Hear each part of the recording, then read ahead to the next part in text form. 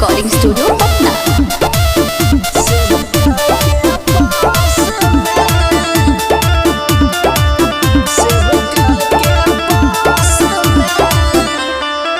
जाई न रउआ बजरिया जी किन के लिए आई चुनरिया जी। ए जी जाई न रउआ बजरिया जी किन के लिए आई चुनरिया जी।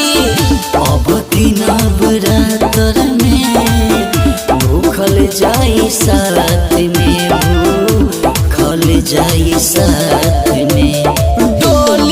चढ़ी माई आई सेवका के पास में, डोली चढ़ी माई आई सेवका के पास में। जाई ना जल्दी से लेके आई ना। Music by Amit Gupta.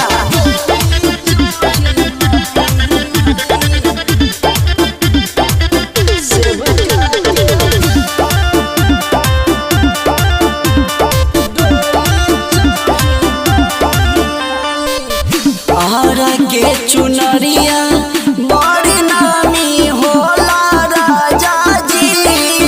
Iron देवी खुश होके घरे आई है राजा जी। बक्सर में अक्सर माई दर्शन करावेली, हर भगतन पे माई नजर अपना रखेली। कबनो पूजा पाठ में कमी नहीं होखे जी, हाँ कमी नहीं होखे जी।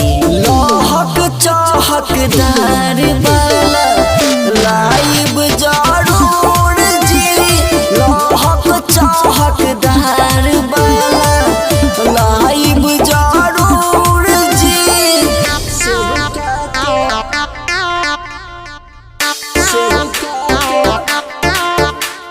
शिवास रिकॉर्डिंग स्टूडियो पटना।